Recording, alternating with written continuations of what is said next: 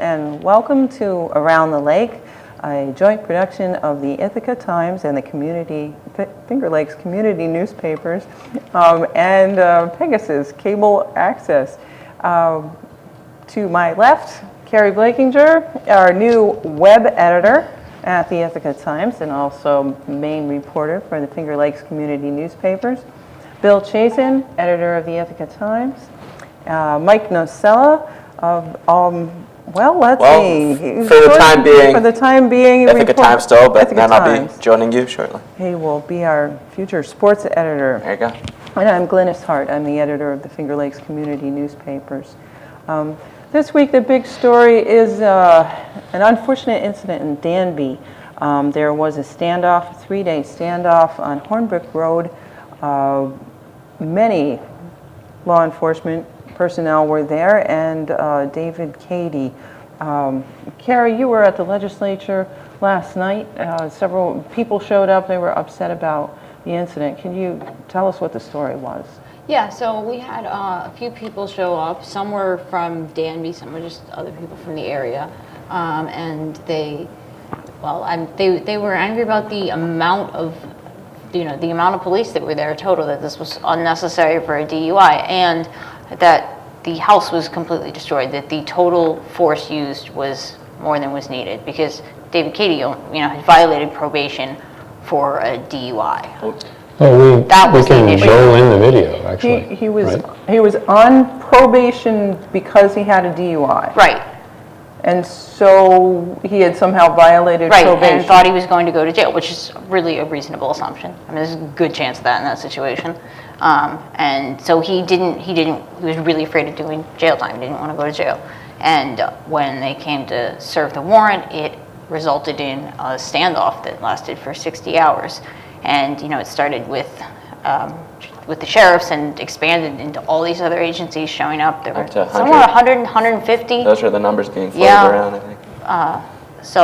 And in the process of trying to get him out, they destroyed the house completely. They had said that they'd punched holes in the walls, but it's not punched holes in the walls. Well, we actually have There's no a walls. video to show. Yeah, we have the video to show. There are a couple questions that are still up in the air. Mike, you're working on this story right now. I mean, do we know anything about the time of death? I think that's one of the questions people want to know when he took his own life. They also I think the warrant was from 4 months ago, so why did they go knock on his door? Why now? That time? Why now? And just how it escalated to? We're talking about 150 law enforcement personnel surrounding the house? Right. Right. Yeah, we had some neighbors visit our office today, and they just, wanted to know how it got to that point. If they were so concerned, why, wasn't there another way to handle that? So those are the questions being asked right now, and I think we're still looking for answers. Yeah. So there's a lot we don't know. Like whether he was stockpiling guns. This is something that the press releases have said, that he was stockpiling guns in anticipation of a standoff like this, that he'd gone to Pennsylvania to buy ammunition. But Melissa Cady, the widow, did an interview with the Ithaca Voice, and in that she said that he was not stockpiling guns, that he was not that he had guns, but they weren't like strategically placed in anticipation of a standoff. Right. And I mean, that kind of changes things as far as the amount of force that is justified. And we'll see Melissa in the video. Yeah. She kind of gives a little bit of her own story as well, so maybe now's a good time. Yeah, now would be a good time to roll in that video. The bottom line, Oh, okay, so he would have been out of there. That's Melissa. I mean, I had him Yeah. he was at that door right there, where that door would be. He was there, standing there, is- with the doorknob in his So she's hand. wearing these blue I had him on pants. the phone. And I said, come on, honey, it's time to go. You gotta go out the door. Yeah. And he says to me, are you gonna be on the other side to take my hand? And I said, no, honey, they won't let me. And he said, no, honey, I can't do it. And And he said to me, he said, I always loved you. That was the last phone conversation they ever had with me, ever. That was 4:16 a.m. on Wednesday. 4:53, the girl posted on Must have been Facebook. close, Or because on YouTube. you could hear them on the megaphones talking to him and whatnot, and she had to have been really close, because she heard everything, and she kind of narrated about There you that. And she knew that he was no longer with us then. And they really took her, and they just kept going That's what I anyway. said. I said it's irreplaceable. They were that's why we said that's why we went in there. I don't even found it. That's babies on up. They found it. Yes, we just went into tour everything there is. I'm good. Everything else is replaceable. There's clothes right there on Yeah, the that's bed, what, all there. That's a punched hole. Nancy, yeah, right. Nancy Metzger was saying that they had these little, like Kubotas that do that. It's a battering ram. Yeah, they cut a hole in the wall. Or pull it out because a lot of the debris is outside the building. Right. There's wow, a whole corner? Yeah, Wow. yeah, like, what?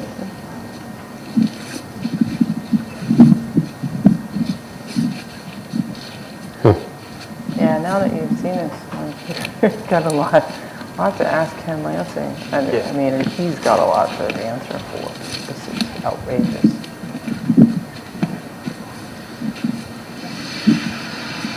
Yeah, that's a lot of destruction. That was something people were asking at the ledge last night, did you even know that cops could do this?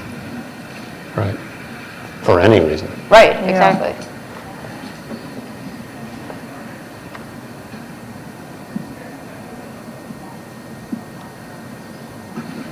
I don't even think I've ever seen it happen in like a movie.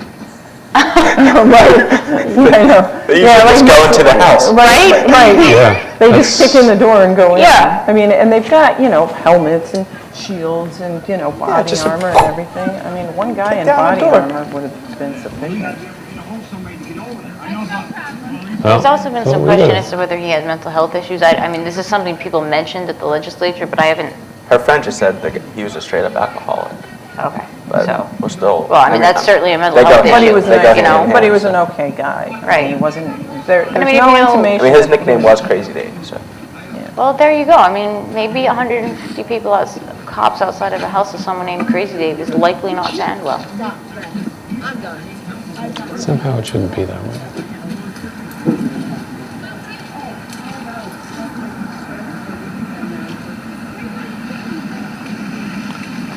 So, how long did they wait before they did this? I Another don't know. question. This is, When this happened, Yeah, these are days when the kids with computers. So nobody's talked to anybody who watched it happen? well, I don't think people were really getting close enough at well, the time. these Okay. neighbors, they said it was blockaded. That's They all had that's a, true, yes, it so sounded just like be some of them might have an idea. Anything you see orange, purple, or yellow is tear gas. I mean, it's everywhere. She says it's a yellow residue? It's just, it's unreal. Oh, no, it's a Orange, yellow or canister. purple. 16 years of memories Okay.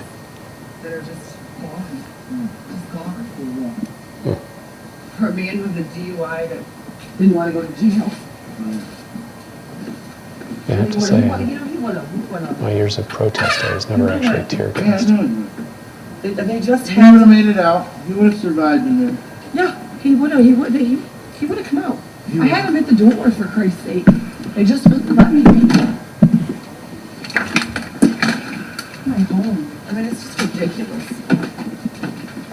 So this house has anyone declared it a total loss? Not yet officially? But without, these huge holes. Yeah, Oh, it was built in the I'm cousin 1830s. Tim. I've met Dave a few times. Oh, geez. Yeah, someone was lamenting that at the legislature as well. But it's one of You Danby's ever come oldest help me get houses. that your picture out? Wow. After you figure it out, you call me. Yeah. That's the best part. Yeah, that's the art shot. Missy, you have anything else you want to add to No, this? I'll be honest, no.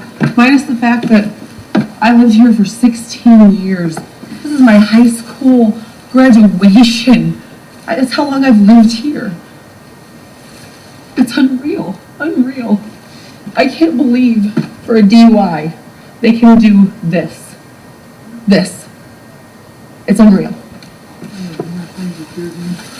Over 100 things of tear gas. For one fucking guy, you don't wait him out? I mean, I can't even breathe. Like, my face is burning just touching this stuff.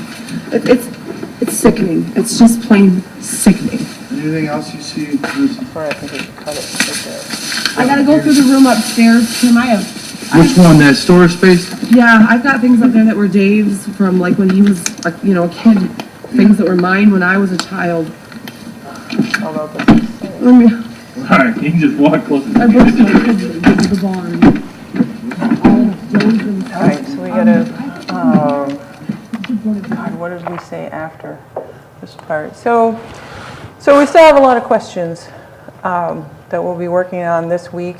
Yep, I'm meeting with Sheriff Lansing tomorrow to ask him some questions, and I still hope to get in touch with Melissa as well. So, I believe that there is going to be a meeting.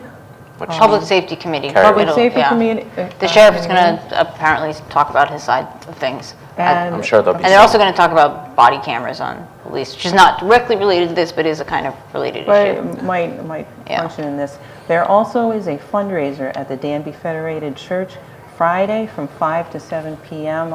There is a dinner to raise money for the Katie family who are homeless now. And a related or not related More police, story, yeah. more police story. Ithaca Police Department 8-point plan. What is that? So to just kind of take 2 steps back and catch up those who haven't been following the story, on August 10th, there was an incident in which an unarmed officer, Ithaca officer, Sergeant John Norman, pulled a weapon on 2 unarmed African-American teens. He was plain clothes. All right, Yes. so he wasn't in uniform, and he pursued them in his car. His own Yes. car. And so that happened on the same day with the Ferguson situation, which is a national story, and kind of just caused a lot of members of the community to question how something like that happened, and really built a distrust between both IPD and the community. And since then, it's been kind of a snail pace of mending that relationship, and it kind of was brought back to the forefront with the national verdicts of Michael Brown and Eric Gardner. There were some local protests that we had covered and talked about on this show as well. And just last Monday, there was a call to action meeting at GIAC in which almost 100 residents came.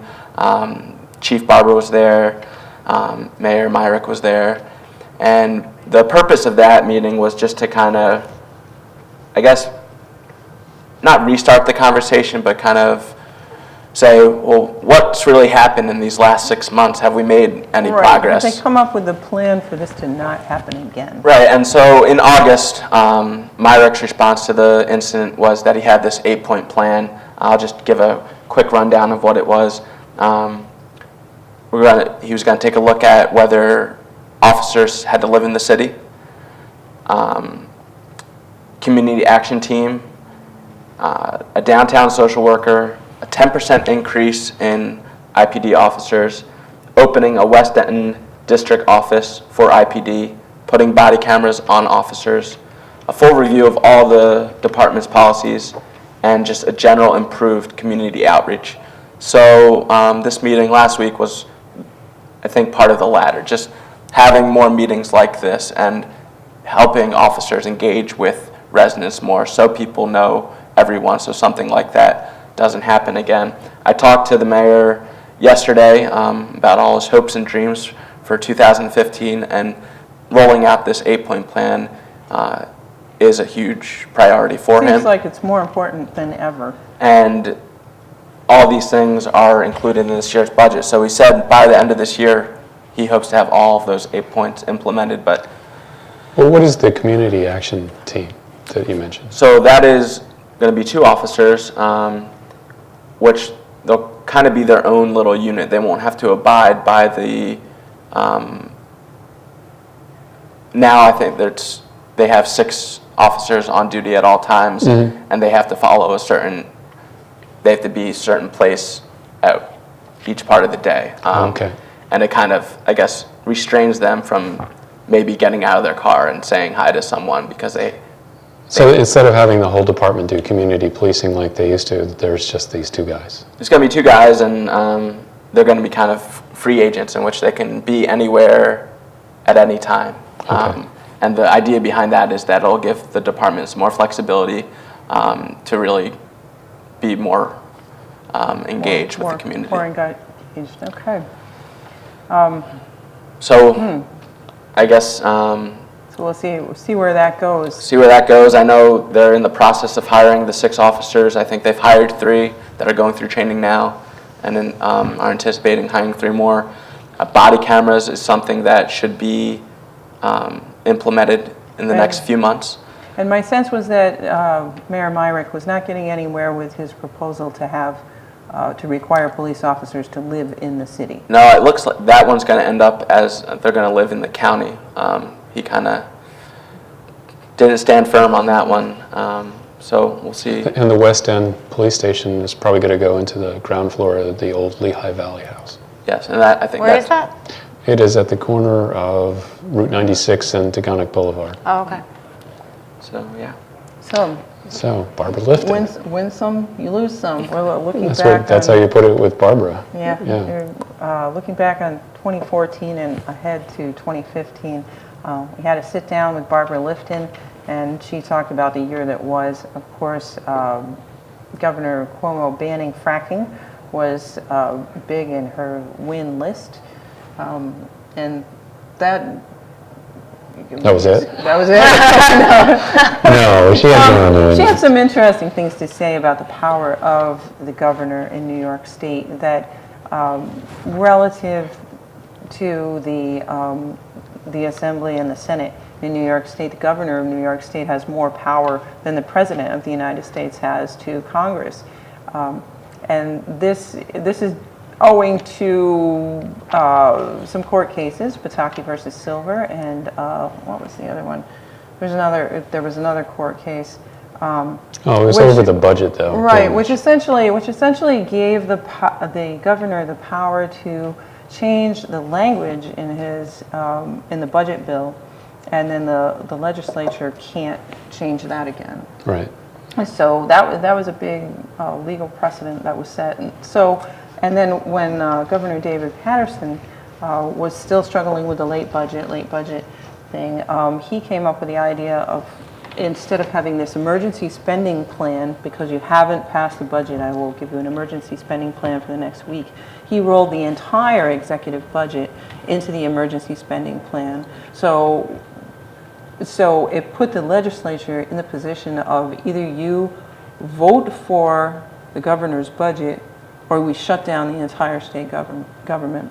And as Barbara Lifton was saying, people really hate it when you shut down the government. I mean, that stops everything. It stops Medicaid payments to hospitals. It just gums up the work. So was she saying that any part of the legislature was going to try to change this back to the way it was? Are they taking the governor to court? Are they taking the governor? Yeah, it sounds like they've kind of lost. Or is she just complaining? They've kind of lost. I mean, she was explaining the position that they're in, because she was saying the public doesn't really understand Well, I actually that watched. the legislature doesn't have that much power. Yeah, but I understand how the legislature got into this fix, because they stank. Well, because they didn't pass a budget on Right, time from all they did- 1985 all the way to 2004. Yeah, they were impossible. And so this is what happens to them. So They don't really exactly have my sympathy. So there's a little context for that.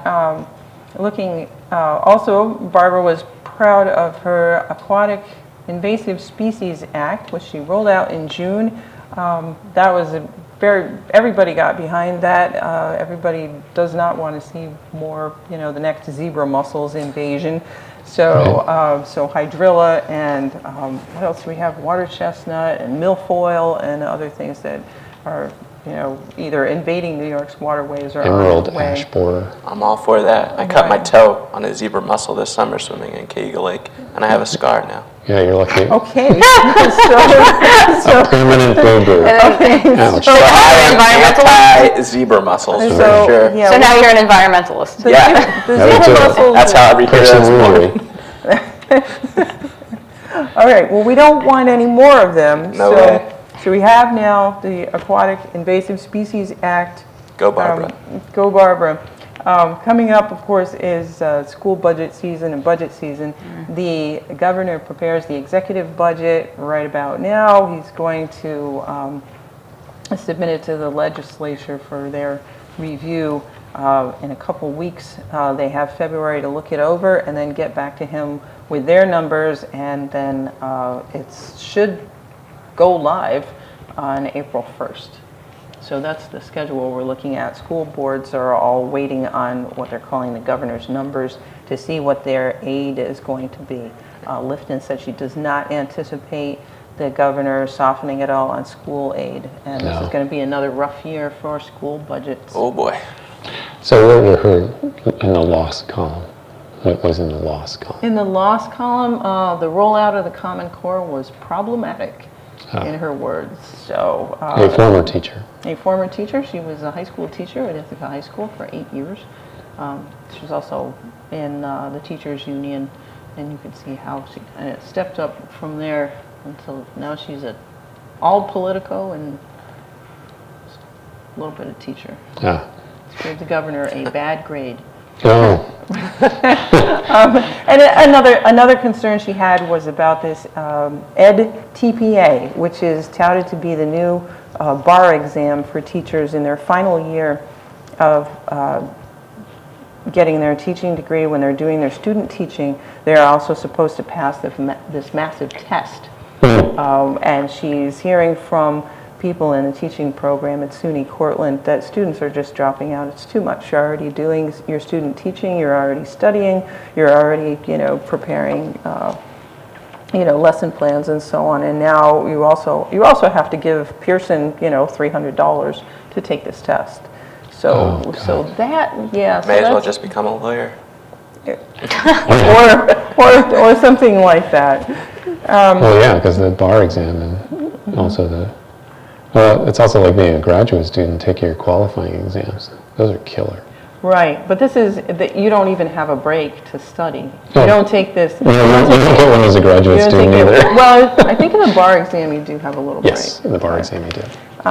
And another loss for 2014, Manos Diner is going away. Mike, Yes, Mike, you had this story. Yeah, so I sat down with Bill Manos, the longtime owner of the diner. I think they opened up in 1962, I think. Yeah, And really they- long time owner. They just closed in December, right before the holidays. Ouch. Yeah, so, and basically his explanation was he got an offer that was too good to pass up. This Mexican family is going to be opening a Mexican restaurant. Another Mexican restaurant. Another Mexican restaurant. Yeah, I guess They own ones elsewhere. there's a few of them around, and this is going to be their first in New York State, and Ithaca was their #1 destination. So, So we're sorry to see it go away, and we're sorry that so many people who were working there are now looking for jobs. yeah. On the, Okay. I'm getting We have the 2 minutes. signal. We have 2 Getting the minutes signal left. for 2 minutes on the good side. The State Diner is looking fresh. Oh yeah, we had lunch We just there. had lunch there. It's been It's been reimagined. reimagined. That's a good way of putting it. Even the bathrooms are really nice. So Manos is going to become a Mexican restaurant by when?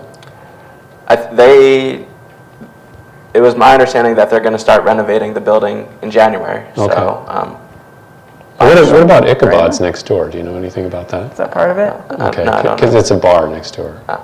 All right.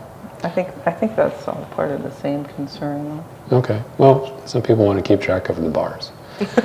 And I Manos, think he was a bar hopper. Manos was a 24-hour place. right. And if it closes, there are no more 24 hours. Well, it did close, and so, yeah, Okay. no more 20. Yeah, when it closed, right? Yeah.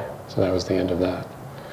So, there's an opportunity for a State Diner diner. was the Isn't State 24 Diner hours. 20? It's not Not since it anymore? reopened. Oh. That's what I've been told. Huh. So, That's why all our late night people are getting skinny. I knew there was an explanation for That's that. it, I thought they okay. were just getting exercise. But But no, they're missing the cheese fries and gravies at 2 a.m. And we'll be back next week. with more on the Danby incident and other items of interest.